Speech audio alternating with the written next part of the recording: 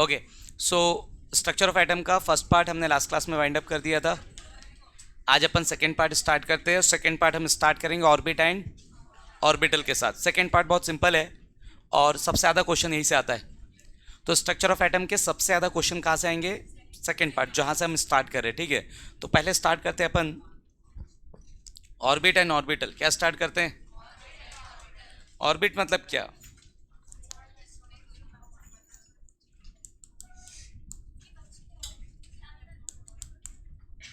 Orbit and orbital, देखो भाई, orbit मतलब रास्ता, ऑर्बिटल मतलब जगह। फॉर एग्जांपल, अगर अगर आप लोग को कोई ढूंढे, अगर आप लोग को कोई ढूंढे तो आपके मिलने के सबसे ज़्यादा चांसेस कहाँ पर होंगे? कुछ लोग को छोड़ के, है ना? नहीं, कोचिंग नहीं, कुछ लफंगों को छोड़ के जब रहते नहीं है। ठीक, तो आपके सबसे ज़्यादा मिलने के चांसेस जो होंगे वो कहाँ पर होंगे? घर पे। यस और नो? तो सेम, अगर आप किसी इलेक्ट्रॉन को ढूंढने जाएंगे तो इलेक्ट्रॉन के सबसे ज़्यादा मिलने के चांसेस होंगे ऑर्बिटल में। आ रहा समझ में? तो जहाँ पे इलेक्ट्रॉन के मिलने के चांसेस सबसे ज़्यादा है उस जगह को हमने नाम दिया है ऑर्बिटल। और जहाँ पे तुम्हारे मिलने के चांसेस सबसे ज़्यादा उस जगह को हमने नाम दिया है घर। यस और नो? तो डायरेक्टली और इनडायरेक्टली हम ये समझ सकते हैं कि जैसे हमारा घर है वैसे ही इलेक्ट्रॉन का घर क्या कहलाता है? ऑर्बिटल। और आपके घर के जाने का रास्ता ऑर्बिट। तो जिस पाथ पे इलेक्ट्रॉन रिवॉल्व करता है, न्यूक्लियस के चारों तरफ घूमता है, उस पाथ को हमने क्या नाम दिया है? ऑर्बिट। उस पाथ को हमने क्या नाम दिया है? ऑर्बिट। समझ गए? यस और नो? तो ये न्यूक्लियस और ये पाथ, इस पाथ का नाम है ऑर्बिट, जिसमें आपका इलेक्ट्रॉन क्या करेगा? न्यूक्लियस के चारों तरफ घूमेगा। हाँ या ना? कोई दिक्कत? तो रास्ते का नाम ऑर्बिट रख दिया, कोई दिक्कत नहीं। It is a circular path, elliptical होता है जनरली। तो elliptical path around the nucleus in which electron revolve, orbit. Orbital की बात करते हैं तो जहां पे इलेक्ट्रॉन के मिलने के चांसेस सबसे ज़्यादा होंगे, the region around the nucleus where the possibilities of finding electron is maximum.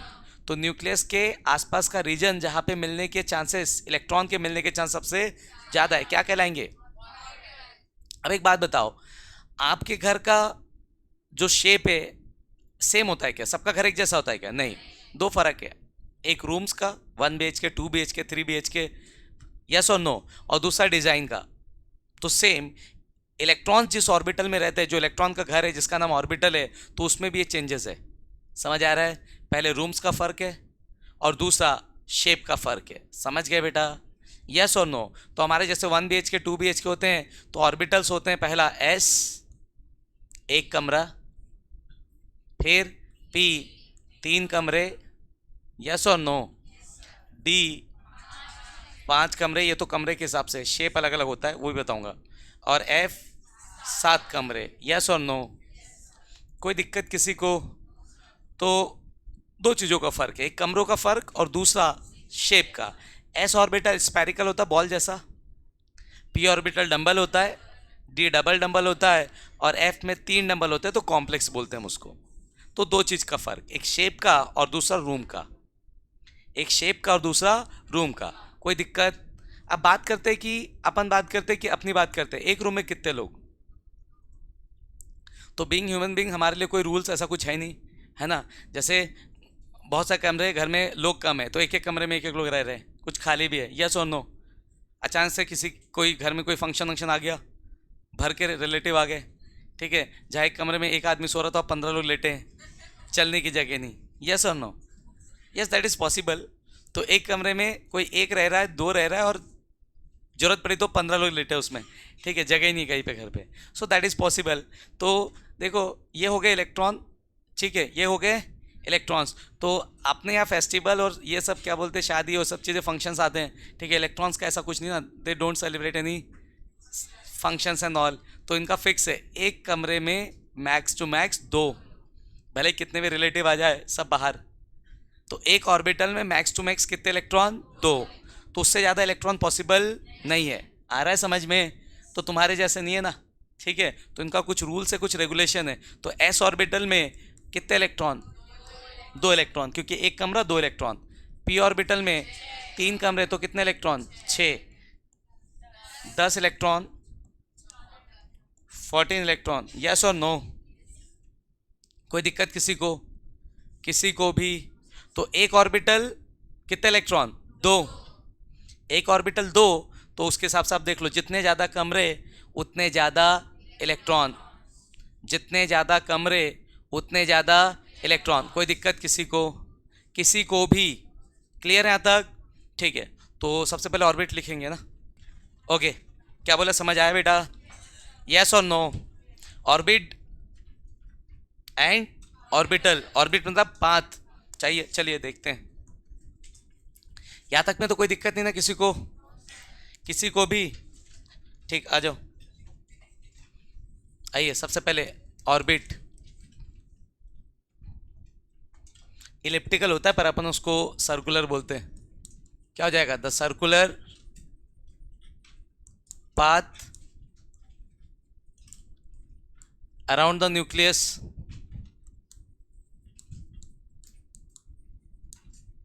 the circular path around the nucleus in which क्या electron revolve around the nucleus। कोई दिक्कत बच्चों? तो the circular path around the nucleus in which electron revolve. बार बार एक ही चीज क्यों लिख रहे हो? The circular path around the nucleus in which electron revolve, क्या होगा? ऑर्बिट। कोई तकलीफ किसी को? क्या बात करते हैं? ऑर्बिटल की बात करते हैं। किसकी बात करते हैं? आ जाओ, ऑर्बिटल की बात करते हैं बच्चों अपन। अगर ऑर्बिटल की बात करते हैं, किसकी बात करते हैं? What is orbital? ऑर्बिटल मतलब the region around the nucleus where the possibilities of finding electron is maximum.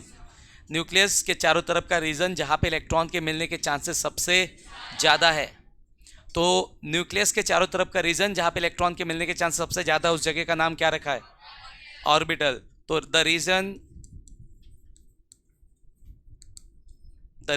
Around the nucleus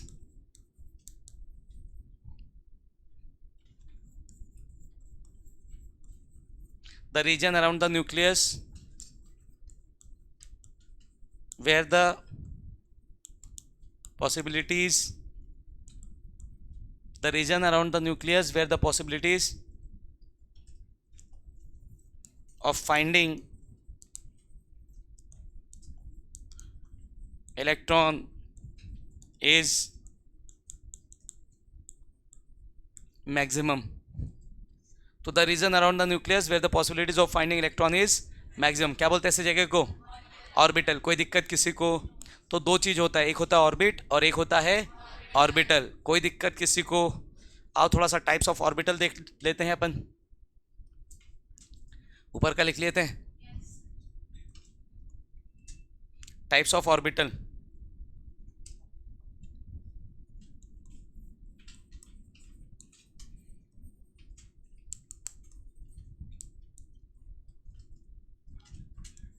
क्या बच्चों, क्या हो गया? गुड। तो क्या दिक्कत है? तेरे जैसा गलत लिख के रखेगा? एस ऑर्बिटल, पहला ऑर्बिटल कौन? S orbital. कैसा दिखता है बच्चा?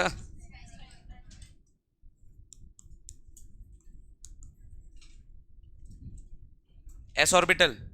एस ऑर्बिटल कैसा? स्पेरिकल। स्पेरिकल मतलब समझते हो ना, टेनिस के बॉल जैसा, ऐसा। छोड़ो, सर्कल बनाना आता है मेरे को, परफेक्ट सर्कल बनाना है, समझे कि नहीं? हाँ, कुछ भी नहीं बना देना मुंह उठा के।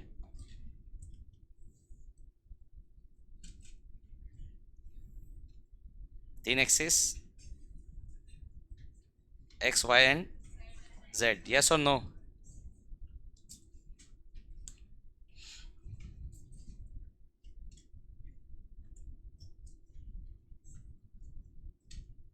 ठीक, तो तीन एक्सिस, ये आपका x, ये आपका y और ये आपका, इसको z ले लो, किसी को कुछ भी लो, कोई फर्क नहीं पड़ता, x y एंड z। कैसा शेप? स्पेरिकल। अब बार बार मैं आपको एस ऑर्बिटल बोलूं तो स्पेरिकल बनाना आपके लिए पॉसिबल होगा क्या? एक सर्कल तो ढंग से बने नहीं, समझ रहे हो कि नहीं? तो इसलिए कौन बार बार एस ऑर्बिटल बनाए तो मैं कमरों से उसको पहचान लूंगा, शेप से नहीं तो किससे? यस और नो? एक कमरा, एक कमरा मतलब एस ऑर्बिटल, एक कमरा मतलब कोई दिक्कत किसी को, तो एक कमरा एस ऑर्बिटल। समझ आ रहा है सबको? ठीक। और एक कमरा तो कितने इलेक्ट्रॉन मैक्सिमम बेटा? कोई तकलीफ किसी को? ठीक। एस के बाद अपना ऑर्बिटल है पी।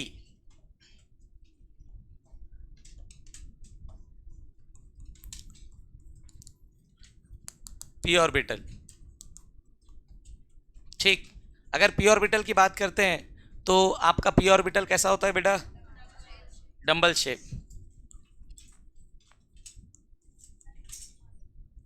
क्या बेटा? मेरे इसी को भी पता है कि आप नहा के नहीं आए हो, ठीक है? तो इसी को मैंने स्ट्रिक्ट इंस्ट्रक्शन दिया है, जो नहा के नहीं आए उसके ऊपर पानी बरसाओ। ओके, ठीक। जिस दिन नहा के आओगे उस दिन पानी नहीं गिरेगा। हाँ हाँ, तो भाई तो दो चार बूंद में नहाना होना का क्या, तो गिरेगा थोड़ा सा नहाने लायक। ठीक। भाई नहलाने का इंस्ट्रक्शन दो, मुंह धुलवाने का थोड़ी। कल वही बैठना तुम और नहा के आना। अगर एक बूंद पानी गिरा तो मेरा नाम बदल देना। आओ इधर। ये एक्स, ये वाई और ये जेड। पी ऑर्बिटल कैसा shape? Dumbbell shape. P orbital कैसा शेप?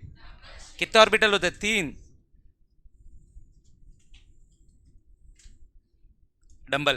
पहला पी, इसका नाम है पी एक्स।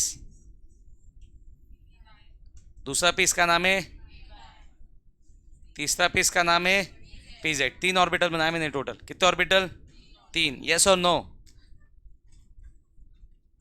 हाँ वही है। अभी दिवाली में रंगोली बनाना, ठीक है? ऑब्वियस सी बात है, कोचिंग के बाहर लगाओगे, घर जाने मिलेगा नहीं, इसलिए। तो यहाँ से कौन सा ऑर्बिटल? P orbital. पी में कितने ऑर्बिटल होते हैं? 3। और 3 ऑर्बिटल में मैक्सिमम कितने इलेक्ट्रॉन?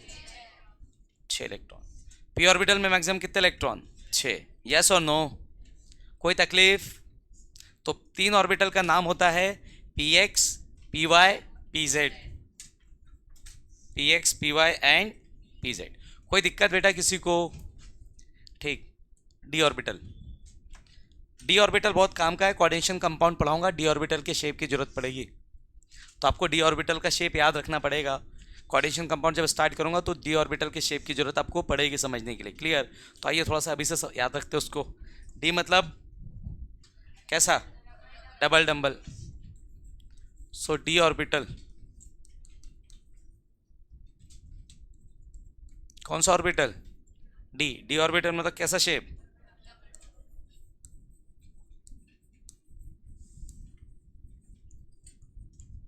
Double dumbbell shape.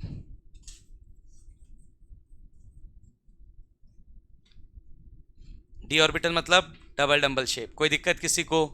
किसी को भी? आ जाओ। तो भैया डी में होते हैं कितने ऑर्बिटल? 5। अब जो डबल डंबल है वो एक बनाने से काम नहीं चलेगा, ठीक है? तो एक साथ बनाना पॉसिबल नहीं होगा, तो अपन 5 को अलग अलग बनाएंगे। कैसे बनाएंगे 5 को? अलग अलग। ठीक, समझे कि नहीं? ठीक है। अब इसमें ये आपका डी ऑर्बिटल है। कौन सा ऑर्बिटल? D orbital. अब शेप जो होता है डबल डंबल होता है। कैसा शेप होता है? मतलब एक ऑर्बिटल को बनाने के लिए आपको कितने डंबल बनाने पड़ेंगे? तो एक ऑर्बिटल को बनाने के लिए आपको 2 डंबल की जरूरत पड़ेगी। कितने की जरूरत पड़ेगी? 2 की। ठीक। जितने तेजी से मैं बनाऊंगा उतनी तेजी से आप भी बनाएंगे। इतना टैलेंट नहीं है? ओके, ठीक है। थोड़ा ऐसे जैसे मैंने बनाया तो तेजी से ऐसे बनाते आना चाहिए। तो ये X Y, X axis Y axis, तो इसका नाम है डी एक्स वाई। ये वाई एक्सिस, ये Z axis, D Y Z. देखो एक जैसे दिख रहे हैं क्योंकि एक्सिस चेंज कर दे रहा हूँ ना। और ये डी, इसको एक्स मान लो, इसको जेड मान लो, ये हो जाएगा डी जेड एक्स। कोई दिक्कत? तो तीनों एक जैसे दिख रहे हैं, क्यों दिख रहे हैं? क्योंकि एक्सिस चेंज कर दिया मैंने। एक्सिस फिक्स रखता है, एक्स को एक्स ही रखता, वाई को वाई और जेड को जेड रखता, तो फिर डंबल चेंज होते हैं। पर मेरा बोर्ड 2D है, स्ट्रक्चर 3D है, पॉसिबल नहीं है। कोई दिक्कत किसी को? तो मेरा बोर्ड 2D और स्ट्रक्चर कैसा? 3D, तो ऐसा बनाना पॉसिबल नहीं है। तो डी के 3 ऑर्बिटल ऐसे होते हैं, डी के 3 ऑर्बिटल ऐसे होते हैं जो इन बिटवीन द एक्सिस होते हैं। कहाँ पर होते हैं? एक्सिस के बीच में, D X Y, D Y Z and D Z X, axis के बीच में डंबल दिख रहा है। और 2 ऑर्बिटल होते हैं जो अलोंग द एक्सिस होते हैं। कैसे होते हैं 2 ऑर्बिटल? मतलब एक्सिस पर। कहाँ पर बेटा? तो 2 ऑर्बिटल आपके अलोंग द एक्सिस होंगे।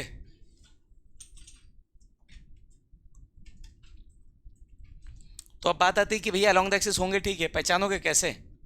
तो यहाँ पर ये आपका x और ये आपका y, तो ऑर्बिटल है कहाँ पर? Along the axis. ऑर्बिटल कहाँ पर है? तो आपका डंबल, दोनों डंबल अलोंग द एक्सिस है। अब पता कैसे चलेगा नाम देख करके? तो इसलिए हमने इसको नाम दिया D X square Y square. Square का मतलब है अलोंग द एक्सिस, स्क्वायर नहीं मतलब in between the axis. Square लगाया मतलब, तो एक्स स्क्वायर वाई स्क्वायर मतलब एक डंबल एक्स पर, दूसरा डंबल वाई पर। एक्स वाई है, स्क्वायर नहीं है, मतलब एक्स और वाई के बीच में, एक्स और वाई के बीच में। तो स्क्वायर मतलब एक्सिस पर और स्क्वायर नहीं मतलब बीच में। कोई तकलीफ किसी को? और अगला होता है आपका डी जेड स्क्वायर। क्या होता है बेटा? डी, अब जेड स्क्वायर मतलब कितना? एक ही है ना एक्सिस, मतलब कितने डंबल? एक, वो भी कौन सा एक्सिस पर? तो डी जेड स्क्वायर में एक डंबल होता है और एक रिंग होता है, ठीक है। तो डी ऑर्बिटल जो होता है उसमें एक क्या होता है? एक डंबल और एक रिंग। कोई दिक्कत किसी को? ठीक, नोट कर लीजिए। तो डी मतलब कितने ऑर्बिटल? 5। डी मतलब कितने ऑर्बिटल? तो डी ऑर्बिटल को अगर स्ट्रक्चर के हिसाब से नहीं जानना है तो क्या बना के देखना है? ऑर्बिटल 5 डब्बे, मतलब कौन सा ऑर्बिटल? डी। 5 डब्बे मतलब कौन सा ऑर्बिटल? और डी मतलब कितने इलेक्ट्रॉन? 10। हाँ या ना? कोई तकलीफ किसी को? अगला आपका है एफ ऑर्बिटल। कौन सा ऑर्बिटल? एफ। एक एफ ऑर्बिटल को बनाने के लिए आपको 4 डंबल की जरूरत पड़ेगी। कितने डंबल? Sorry, 3 dumbbell. एक एफ ऑर्बिटल को बनाने के लिए कितने डंबल की जरूरत पड़ेगी? 3 डंबल। डी ऑर्बिटल को बड़े मुश्किल से एडजस्ट किया है, तो एफ ऑर्बिटल एडजस्ट नहीं होगा। 2D बोर्ड में आपके 3 डंबल बनाऊंगा 7 ठो को भी। एफ में कितने ऑर्बिटल? 7 ऑर्बिटल बनाऊंगा, आपको समझ में? तो क्यों इसमें टाइम पास करें? सिंपल चीज़ें तो समझ में आती नहीं है। तो ये क्या आएगा? इसलिए इसका शेप क्या बने? कॉम्प्लेक्स शेप, मतलब छुटकारा मिल गया हमको, इसका शेप बनाने की जरूरत नहीं है। तो सीधे क्या बना दो? डब्बे। क्या बना दो? कितने ठोक? 7। 7 डब्बे मतलब कितने इलेक्ट्रॉन? 14 इलेक्ट्रॉन। यस और नो? कोई दिक्कत किसी को? ठीक, नोट कर लीजिए इसको।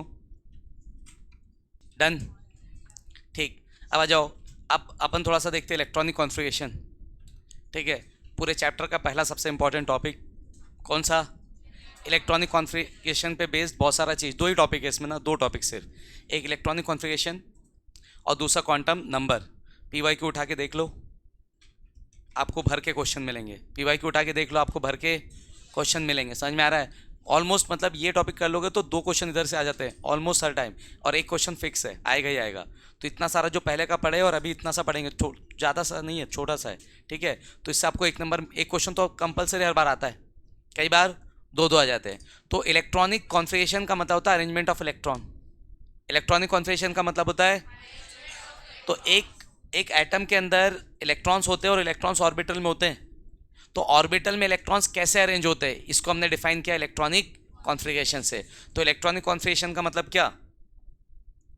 अरेंजमेंट ऑफ इलेक्ट्रॉन, ठीक। तो इलेक्ट्रॉनिक कॉन्फ़िगरेशन लिखने के लिए आपको 2 रूल्स की जरूरत पड़ेगी। किसकी? इलेक्ट्रॉनिक कॉन्फ़िगरेशन पूरे इनऑर्गेनिक में ये बहुत काम आएगा आपके। पूरे इनऑर्गेनिक में इलेक्ट्रॉनिक कॉन्फ़िगरेशन का बहुत रोल है, समझ आ रहा है कि नहीं? तो इलेक्ट्रॉनिक कॉन्फ़िगरेशन आपका स्ट्रांग होना चाहिए। इलेक्ट्रॉनिक कॉन्फ़िगरेशन मतलब क्या? अरेंजमेंट ऑफ इलेक्ट्रॉन,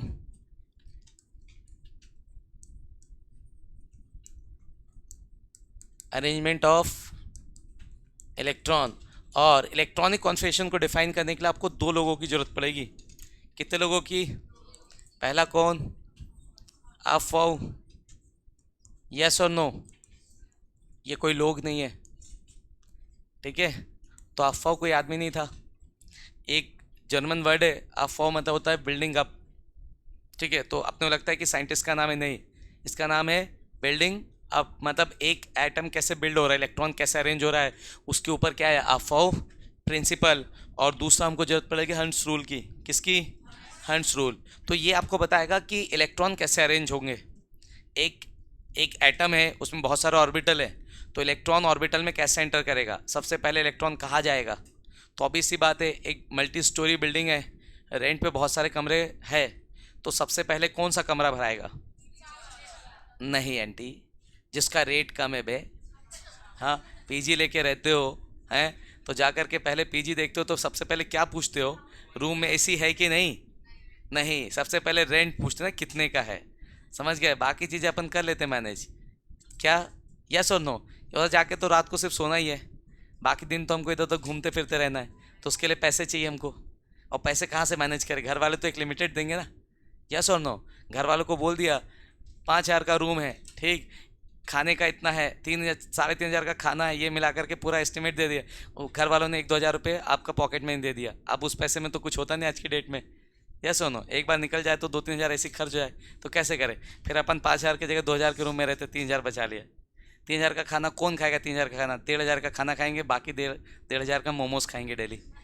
हाँ, ये सब कटौती। तो सबसे पहले बेटा अपन जब जाके कोई रूम लेते हैं किराए से, ठीक है, तो सबसे पहले क्या देखते हैं?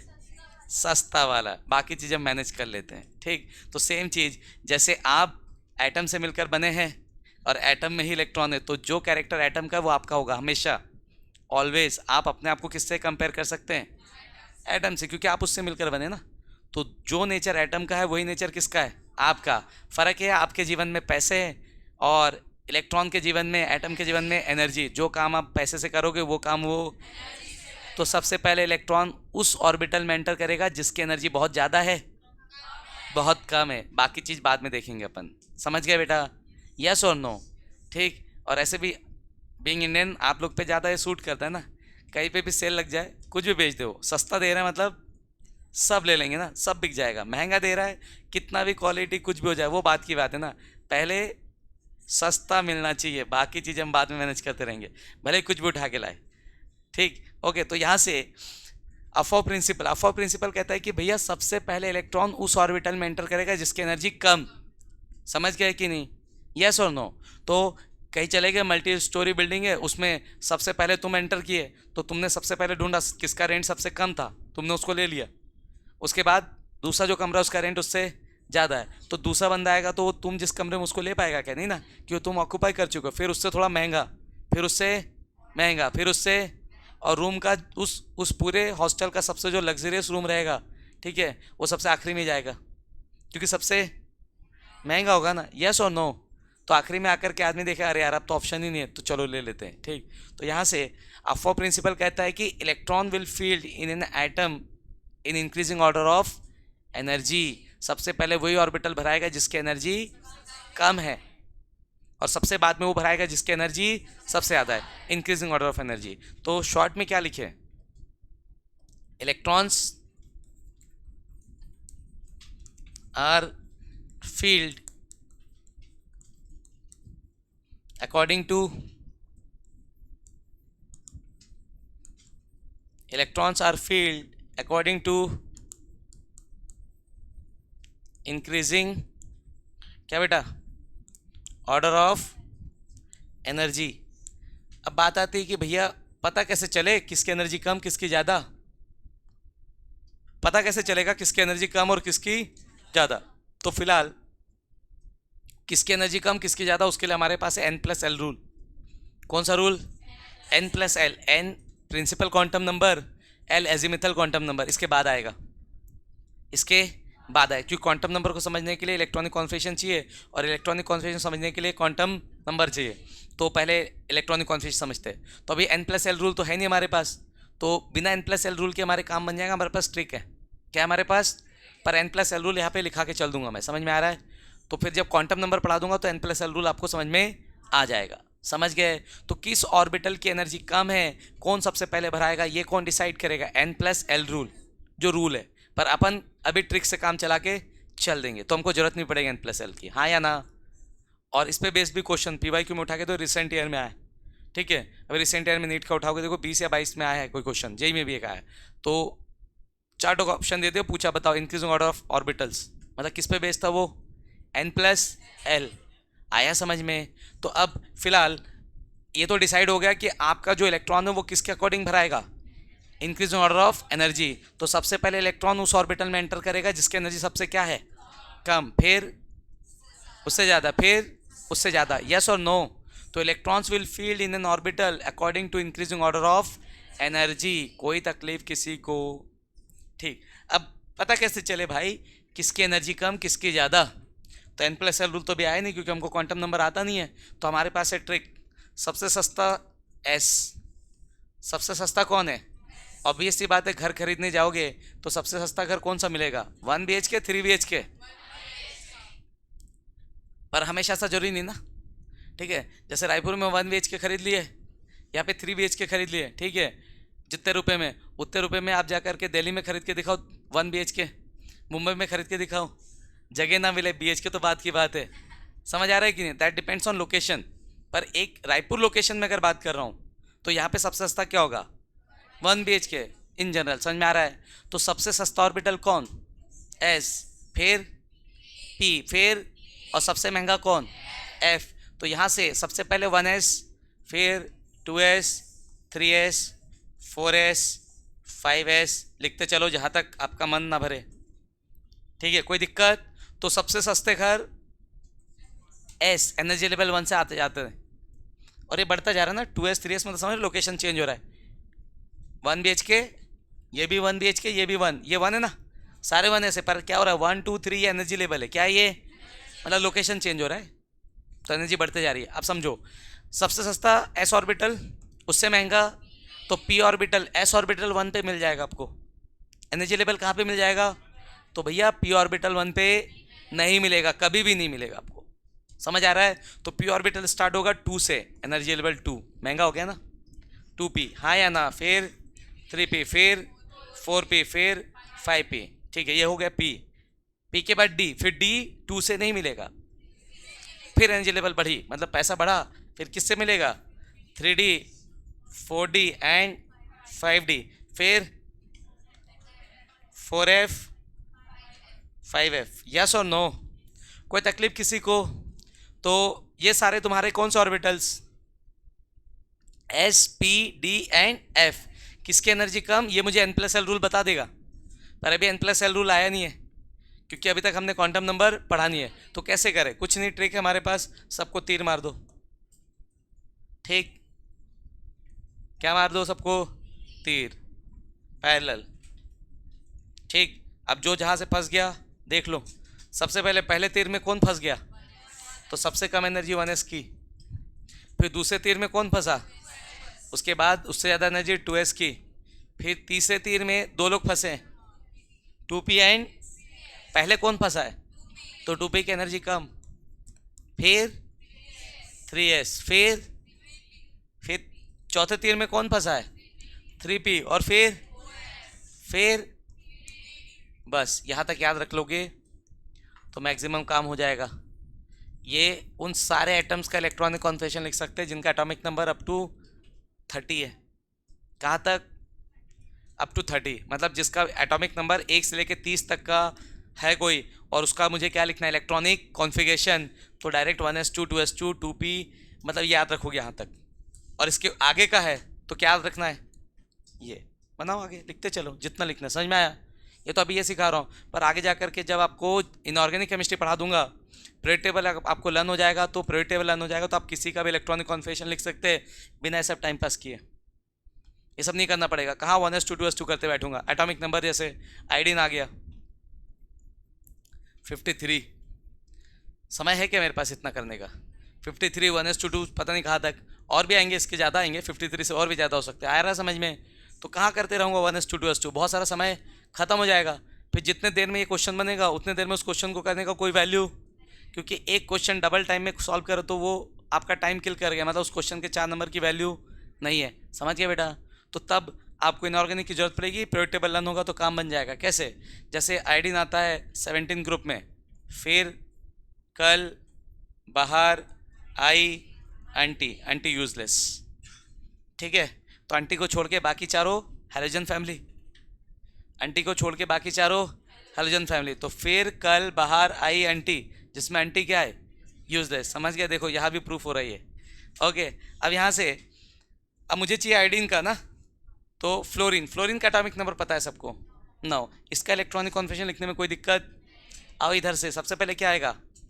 1s2, फिर 2s2, फिर 2p6। कौन है नमूना? क्या आएगा? 2p आएगा क्या? 6, 2p5। कोई दिक्कत? 2 2 4 और 5 9 भर दिए, हाँ या ना? अब फ्लोरीन के बाद कौन आ रहा है? क्लोरीन, क्लोरीन मुझे नहीं चाहिए। उसके बाद कौन आ रहा है? ब्रोमीन मुझे नहीं चाहिए। उसके बाद कौन आ रहा है? आयोडीन मुझे चाहिए। तो आखिरी का लिखते सिर्फ इलेक्ट्रॉनिक कॉन्फिगरेशन में, जरूरत उतनी पड़ती है क्योंकि उसके पहले के ऑर्बिटल भरे होते हैं। उसके पहले के ऑर्बिटल, तो आखिरी के सेम एनर्जी वाले ऑर्बिटल लिखता है, तो आखिरी के 2 ही लिखते हैं।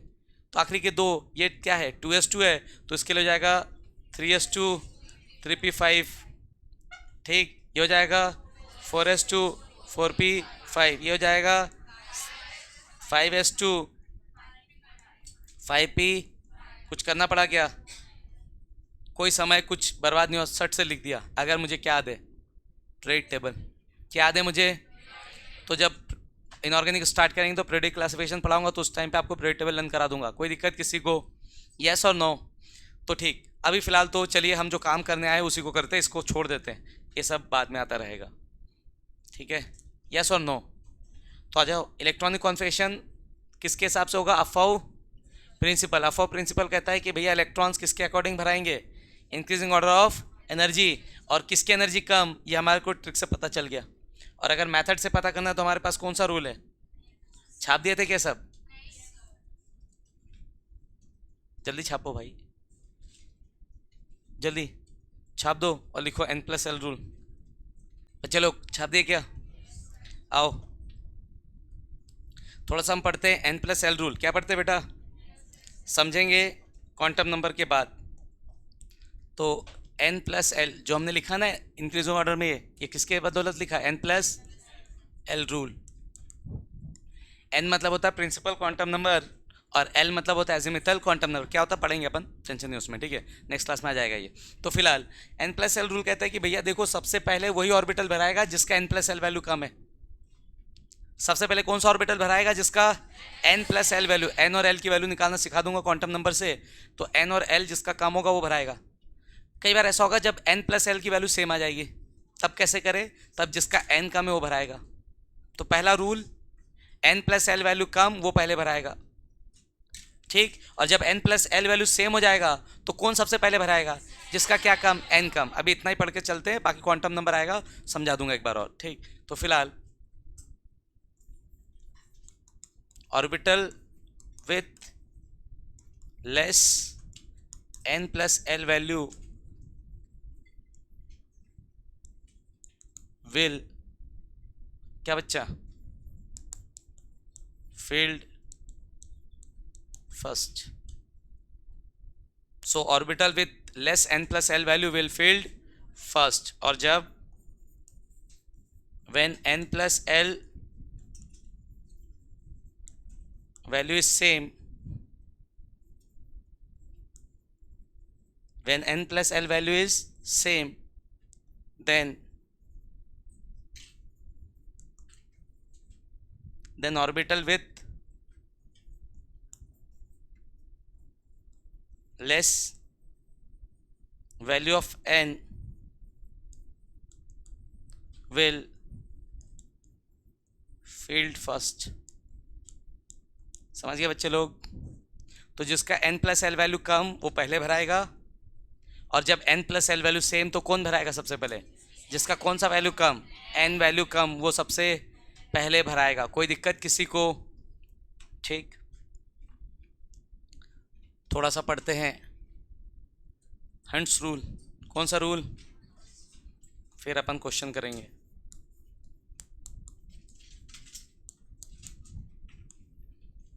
अगर हंट्स रूल की बात करते हैं, किसकी बात करते हैं? Hunts rule. तो हंट्स रूल कहते हैं, समझो, मल्टी स्टोरी बिल्डिंग है, बहुत सारे उसमें रूम्स है, पीजी है, ठीक है। अब मान लो सबसे पहले आपने एंटर किया, आपने पूछा, पता किया, तो सब पता चला कि एक फ्लोर में 3 कमरे हैं, ठीक है, उनका रेंट सबसे सस्ता है। 3 कमरे जिनका रेंट सबसे सस्ता है, पर 2-2 का ऑक्यूपेशन है। एक रूम में कितने लोग? 2। पहला आदमी आया, तीनों में से कोई एक रूम ऑक्यूपाई कर लिया, हाँ या ना? ठीक, उसी में जाएगा ना जिसका रेंट 2000 रुपये, मान लो रेंट सबसे सस्ता 2000 है, तीनों रूम का रेंट कितना? 2000, पर 2-2 का ऑक्यूपेशन है। पहला आदमी आया, एक रूम को ऑक्यूपाई किया। दूसरा आदमी आया, जिस रूम में पहले है उसी में आएगा कि उसके बाजू वाले रूम में जाएगा? उसके बाजू वाला। जिनको ऐसा लग रहा है कि जिसमें पहले से उसी में जाएंगे, तो नमूने समझ में आ रहा है कि नहीं?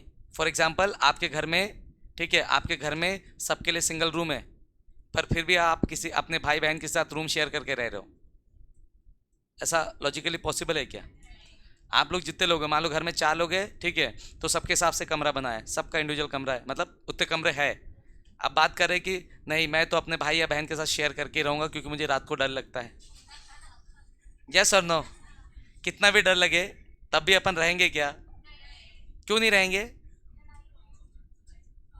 प्राइवेसी सबको चाहिए, मेरा कमरा, मेरा रूम, मेरे अपने हिसाब से रहेगा, ठीक है। यस और नो? आ रहा है समझ में? मेरे टेबल के ऊपर चेयर रहता है तभी मुझे अच्छा लगता है, और रहेगा ही। अब अपने अपनी आदत। जैसे बहुत सारे एक कॉमन चीज़ बता रहा हूँ, बहुत सारे ऐसे नमूने होते हैं, मुझे पंखे की आवाज़ नहीं आती तो मुझे नींद नहीं आता है। हाँ, ऐसे बहुत सारे नमूने हैं ना, मुझे पता है ये चीज़। तो होता क्या है, ठंड का मौसम है, हम रजाई ओढ़ के हैं, है ना, काँप जा रहे, पर पंखा बंद हो जाएगा तो फिर हमको सफोकेशन होने लग जाएगा, हम मर जाएंगे, पंखा चलेगा। कुछ लोग होते एसी वाले, 12 महीने एसी चलेगा, भले हम 3 ठोक रजाई के अंदर घुस के हैं, ठीक है, फिर भी एसी चलेगा तभी नींद आएगा, नहीं तो नहीं आएगा। ये सब मेंटल डिजीज है, ठीक है, ठीक है। हाँ, ठंड का टाइम है, ठीक है, टेम्परेचर क्या बोलते हैं, माइनस मतलब 10 डिग्री चल रहा है, ठीक है, एसी उससे ज़्यादा और क्या ही ठंडा करेगा, 0 ही करेगा, फ्रीज हो जाएंगे आप, ठीक है। नॉर्मली जैसे अभी अभी आप रहते हैं तो ठीक है, अभी टेम्परेचर क्या बोलते हैं, हाई होगा, ठीक है, अभी हाई है 30 ही से 32-35 है, तो अपन उसको कम करते तो कितना लाते हैं, 18-20-22 इतना ही होता ना। रूम का टेम्परेचर चेक करो कितना होगा अभी का, अभी का चेक करूँगा तो 18-20 होगा कम से कम टेम्परेचर, या उससे ज़्यादा ही होगा। वो एसी में जो लिखा है उससे कोई फ़र्क नहीं पड़ता, रूम की बात कर रहा हूँ। तो एसी जितना लिखा है रूम उससे थोड़ा गर्म ही रहेगा ना, तो बेचारा ठंडा कर रहा है। तो यहाँ का अगर टेम्परेचर मेजर करूँगा तो कितना होगा, 20। इसी में रहते हो ना पूरे गर्मी में, गर्मी रहेगा तो फिर आपका रूम का टेम्परेचर 25 होगा, 30 होगा ना, उससे कम तो इस बेचारे से कर ही नहीं पाएगा, क्योंकि बाहर का 40-45 रहेगा, पर उसमें भी हमको चिल मारते मज़ा आ रहा है। समझ भी रहे हो कि नहीं? ठीक, तो नॉर्मल रूम का टेम्परेचर 20 से 22 रहता है एसी चलाने के बाद। ठंड का मौसम है, ऑलरेडी टेम्परेचर 15 है, ठीक है, 10 है, अब उसमें एसी चला रहे हो तो तुम टेम्परेचर को क्या करो, 5-0, फिर भी चलेगा। समझ रहे हो कि नहीं?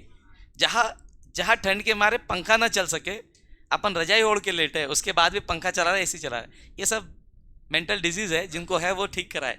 ठीक, ओके। अब समझो, अपन बात कर रहे थे कि भाई 3 कमरे हैं, सबका रेंट सेम है, पहला आदमी है, पहले रूम को ऑक्यूपाई किया, तो दूसरा आदमी जो आएगा, ठीक है, जो मेंटल है उसको छोड़ के ना, वो तो उसी के साथ रहेगा, ठीक, पर जो मेंटल नहीं है वो किधर जाके रहेगा, दूसरे रूम में। तीसरा बंदा आया, तीसरे रूम में आएगा ना। समझ में आया कि नहीं? तो सबसे पहले रूम सिंगल ही फील्ड होगा, पहले 3 कमरे, तीनों के तीनों क्या फील्ड होंगे, सिंगल ही फील्ड, तीनों ऑक्यूपाई होगा। अब चौथा नमूना आया, अब भैया उसके पास ऑप्शन है कि या तो पैसा ज़्यादा दे, 3000 वाला रूम है दूसरा जो खाली है, या फिर 2000 देके किसी एक के साथ एडजस्ट हो जाए, तो अब वो सिंगल रूम में जा सकता है क्या? नहीं ना, क्योंकि पैसे कितने लग रहे हैं, 3000 नहीं देना तो किधर भराएगा? अब होगी पेयरिंग, अब दो दो रहेंगे, ठीक है। तो पहले कमरे में हो गए दो, फिर और कोई आया पांचवा बंदा, फिर अगले कमरे में दो, फिर कोई आया, फिर अगले कमरे में दो। अब पूरे नीचे का रूम पूरा ऑक्यूपाई हो चुका है, दो दो ही रह सकते, उससे ज़्यादा नहीं रह सकते। अब कोई आएगा तो उस नमूने को चाहते हुए भी और नहीं चाहते हुए भी कहाँ जाना पड़ेगा? ऊपर वाले एनर्जी में। समझ गए बेटा? तो जैसे पी ऑर्बिटल है, पी में 6 इलेक्ट्रॉन आ सकते हैं, 3 ऑर्बिटल कितने इलेक्ट्रॉन आ सकते हैं? 6। तो सबसे पहले एक एक भराएगा बेटा। डी ऑर्बिटल है, 10 आ सकते हैं, तो सबसे पहले एक एक भराएगा। तो हंस कहता है कि, हंस रूल कहता है कि भैया तब तक पेयरिंग नहीं होगी जब तक कि आपका ऑर्बिटल सिंगली फील्ड नहीं होगा। जैसे फॉर एग्जांपल पी ऑर्बिटल, मैंने बोला बेटा चलो 4 इलेक्ट्रॉन भर दो, कितने इलेक्ट्रॉन भर दो? तो अपन ने भर दिया 2 2 4। ऐसा नहीं होगा, क्या होगा? सबसे पहले एक एक भराएगा, 1 2 3, फिर ये भराएगा 4। आया समझ में? ये है आपका कौन सा रूल? हंस रूल। क्लियर? तो एक एटम में इलेक्ट्रॉन कैसे अरेंज होंगे? दो चीज, एक आफो प्रिंसिपल और दूसरा हंस रूल। इलेक्ट्रॉन हो गए अरेंज। कोई दिक्कत किसी को? किसी को भी? तो क्या कहता है ये? Pairing of electron will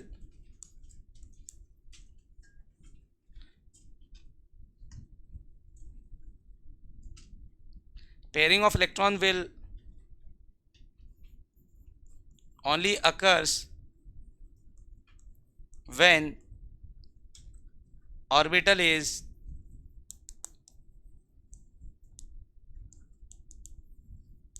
singly filled। समझ गए बच्चे लोग? तो pairing of orbital will only occurs when orbital is singly field. सारे ऑर्बिटल में एक एक इलेक्ट्रॉन, तभी पेयरिंग होगी, अदरवाइज पेयरिंग। कोई तकलीफ किसी को? अब इससे तरह तरह के क्वेश्चंस आते हैं, अलग अलग टाइप के, तो जितने भी क्वेश्चंस आते हैं हम सब करेंगे। इलेक्ट्रॉनिक कॉन्फिगरेशन लिखना सिखा दिया, मतलब आपको अनपेड इलेक्ट्रॉन काउंट करना सिखा दूंगा इसी कॉन्सेप्ट पे, उस पर क्वेश्चन आते हैं। फिर अनपेड इलेक्ट्रॉन से मैग्नेटिक मोमेंटम निकाल सकते हैं, उस पर क्वेश्चन आते हैं। फिर अनपेड इलेक्ट्रॉन से मैग्नेटिक बिहेवियर बता सकते हैं, पैरामैग्नेटिक है कि डायमैग्नेटिक, उस पर भी क्वेश्चन आते हैं।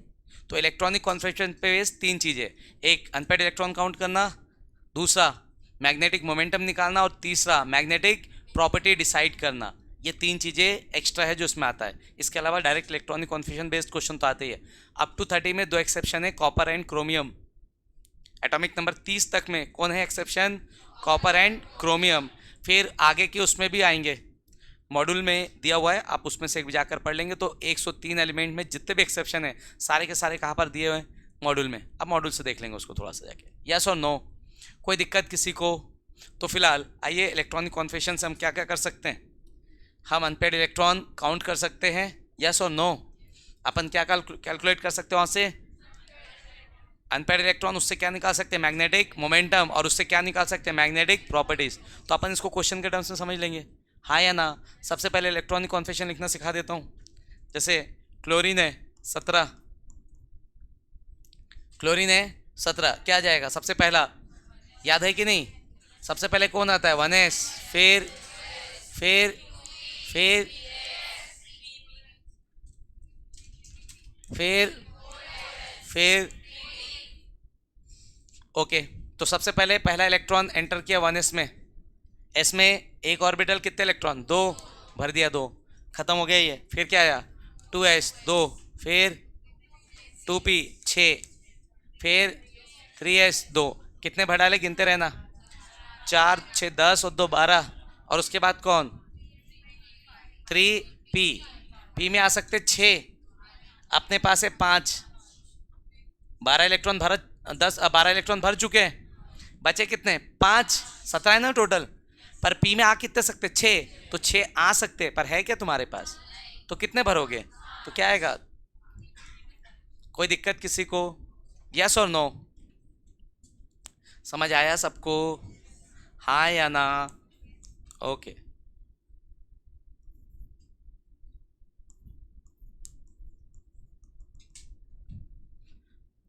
बच्चों समझ गए? अब क्या होता है कि इलेक्ट्रॉनिक कॉन्फिगरेशन इतना लंबा लंबा लिखने का पॉसिबल हो नहीं पाता, ठीक है, और 4 ऑप्शन लिखेंगे इतने लंबे लंबे तो फिर पूरा खत्म हो जाएगा। तो कई बार ऐसे भी आते हैं और कई बार in terms of noble gases आते हैं। किसके टर्म्स में आते हैं? तो क्वेश्चन कई बार electronic configuration as it is लिखा रहता है और कई बार नोबल गैसेस के टर्म्स में लिखा रहता है। तो सबसे पहले नोबल गैस का कॉन्फिगरेशन लिख लेते हैं। किसका लिख लेते हैं? नोबल गैस का। फिर मैं नोबल गैस के टर्म्स में लिखना आपको सिखा देता हूँ, ठीक? यस और नो? ठीक, आ जाओ। तो पहला भरना कोई दिक्कत तो नहीं ना? सिंपल है ना? आ जाओ। नोबल गैस में पहला, अरे वो फालतू है, नियॉन 10, क्या हो जाएगा? 1s2 2s2 2p। क्यों बोल रहा है ऐसा पता है? क्योंकि नोबल गैसेस का पूरा ऑर्बिटल भरा होगा। तो अब जब मैंने नोबल गैस में देख लिया कौन, नियॉन 10, क्या है वो? 1s2 2s2 2p6।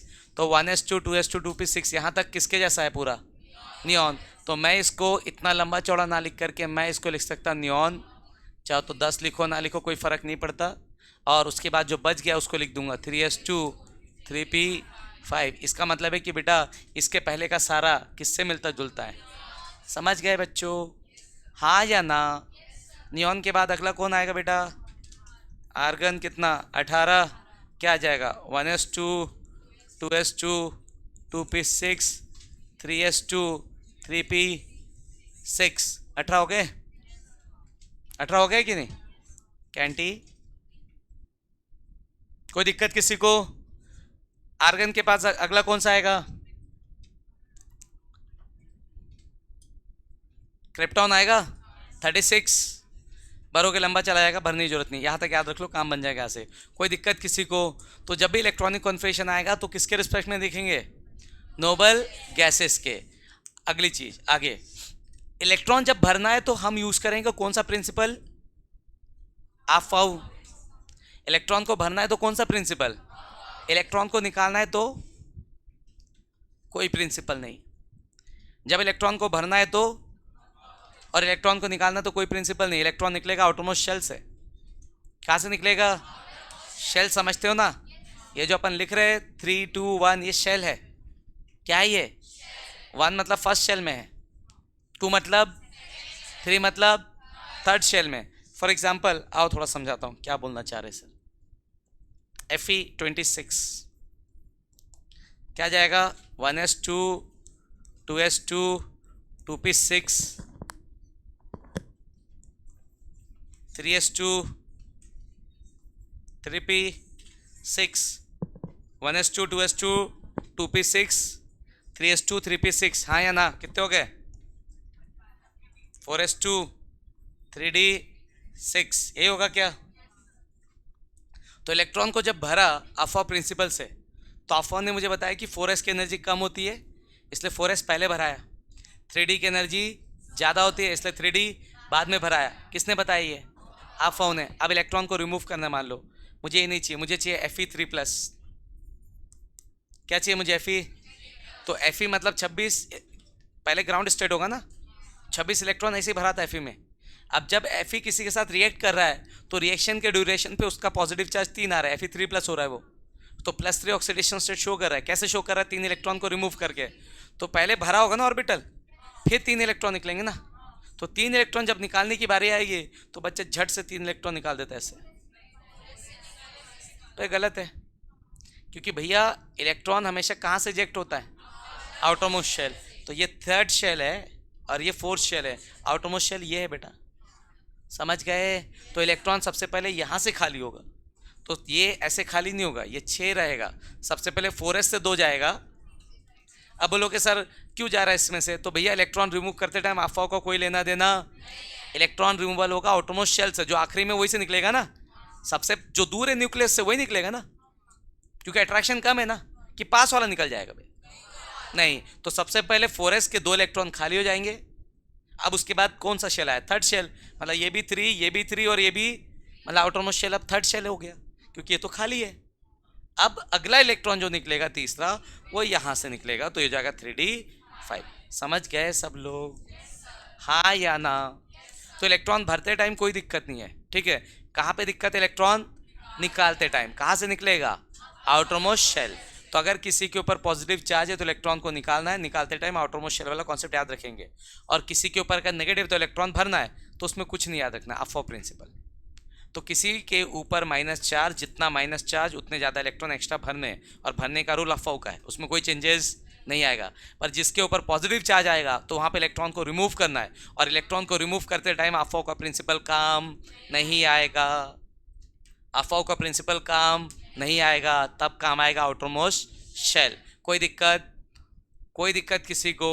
अब यहाँ से ये तो हो गया, चलो ठीक। अब मैंने अगर आपको बोला बेटा अनपेयर्ड इलेक्ट्रॉन निकालो, क्या निकालो?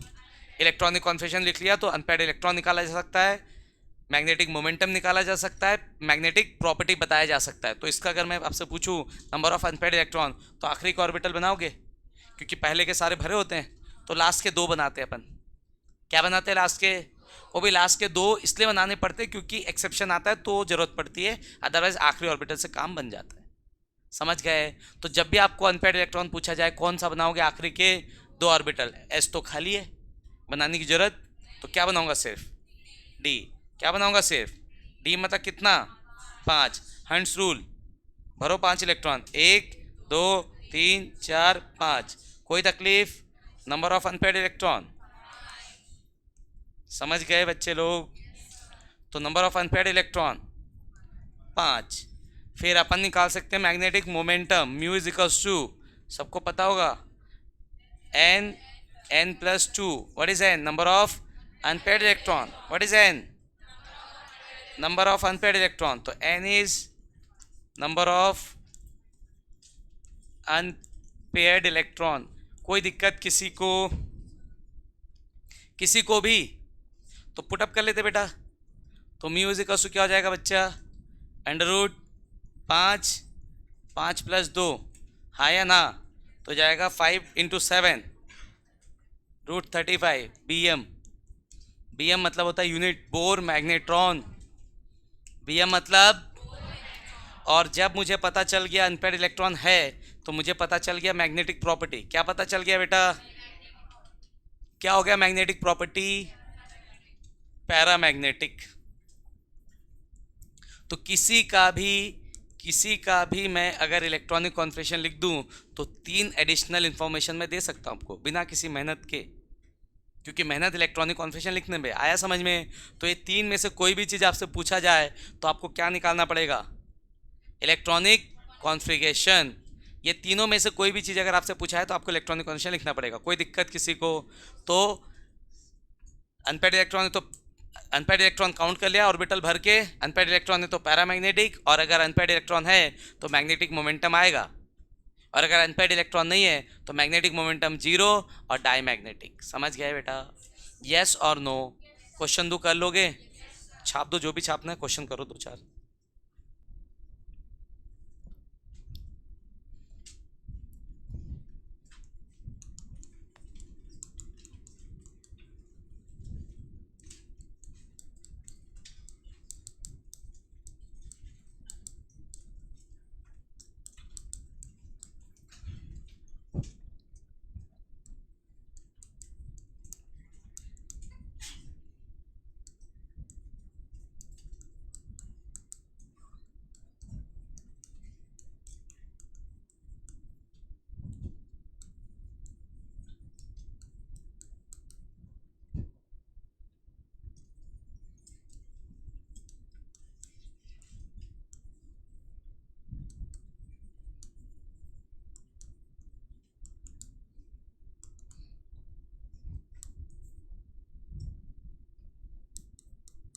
एटॉमिक नंबर पता है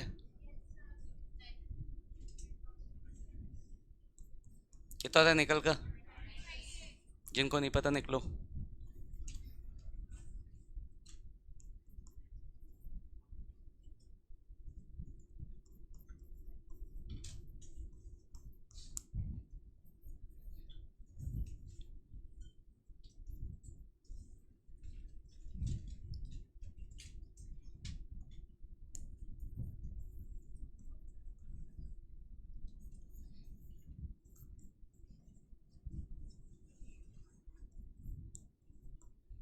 करिए जरा। क्या करना है? इलेक्ट्रॉनिक कॉन्फिगरेशन लिखना है, उसके बाद इसकी मैग्नेटिक प्रॉपर्टी बतानी है और मैग्नेटिक मोमेंटम निकालना है। कर लोगे? करिए जल्दी। ओके बच्चों आओ।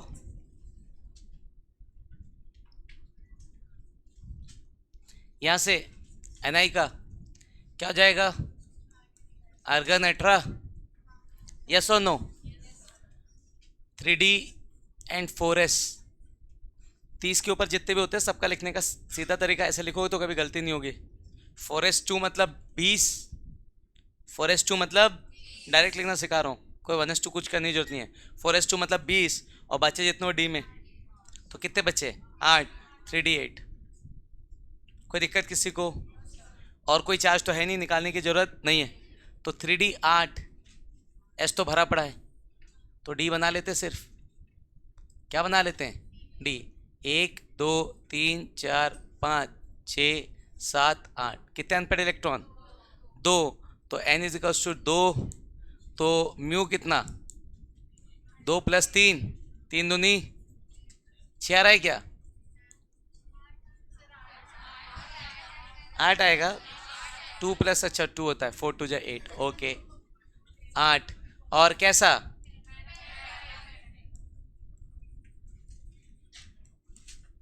कितने लोग का ऐसा नहीं आ रहा था, ओके। Mn 25, 25 मतलब आर्गन मतलब 18, 4s2 मतलब 20 और 3D 5 मतलब 25। पहले 25 भर लो, उसके बाद 2 निकाल दो, तो 4s से निकलेगा, हाँ या ना। तो n कितना, n है 5, हाँ या ना। n कितना, 5, तो n 5, तो म्यू कितना, 5 × 7 है ना। जो n होता है उसमें 2 ऐड करके मल्टीप्लाई कर दो डायरेक्ट, जो n है उसमें 2 ऐड करके मल्टीप्लाई कर दो, तो 5 और 5 में 2 ऐड करो 7, 7 × 5 कितना, 35। कैसा, पैरामैग्नेटिक। CR एक्सेप्शन है बेटा। तो ये आर्गन होना चाहिए था 4s2 3D 4, पर स्टेबिलिटी के चक्कर में यहाँ से एक इधर और यहाँ से एक इधर, ये हाफ फील्ड हो गए, हाफ फील्ड दोनों stable. Half filled orbital full filled orbital are stable, तो स्टेबिलिटी को अचीव करने के लिए ऐसा काम ही कर रहा है, तो इसलिए एक्सेप्शन है। आया समझ में? तो half filled orbital and full filled orbital are more stable as compare to partially filled. क्या मिलेगा यहाँ से, कितने अनपेड इलेक्ट्रॉन, कितने अनपेड इलेक्ट्रॉन, 6। तो यहाँ से n इजिकल्स हो गया कितना, 6, और म्यू इजिकल्स क्या हो गया, इसमें 5 और इसमें 1 ना, बना के देखने की जरूरत है क्या, नहीं ना, पक्का। तो डी में 5 और इसमें कितना, 1, तो n इजिकल्स 6, म्यू कितना, 6 × 8, हाँ या ना। और कैसा,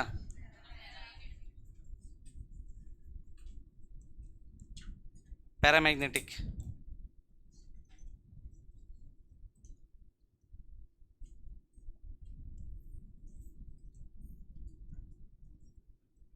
यहां से ये भी एक्सेप्शन है, क्या हो जाएगा, आर्गन 4s1 3D 10, ठीक। तो यानी का सु कितना, 1, और म्यू कितना, 1 × 1 + 2 3, 1 × 3 3, हाँ या ना। ये भी क्या, पैरामैग्नेटिक। लास्ट फॉस्फोरस देख लेते हैं, कितना, 1s2 2s2 2p6 3s2 3p3, कोई चार्ज वार्ज नहीं है, तो 3p, ये मतलब कितने ऑर्बिटल, 3 इलेक्ट्रॉन, तो n इजिकल्स कितना, 3, म्यू इजिकल्स 3 × 5 कितना, हाँ या ना। और कैसा, पैरा। अरे बच्चों कोई दिक्कत किसी को, क्लियर है यहाँ तक सबको, सिंपल है, ठीक है। नेक्स्ट क्लास में क्वांटम नंबर बच गया है और थोड़ा सा एक टॉपिक है, ठीक है, श्रोडिंजर्स इक्वेशन, थोड़ा सा उसको देख करके कल ये चैप्टर क्या कर लेंगे, वाइंड अप, ठीक है।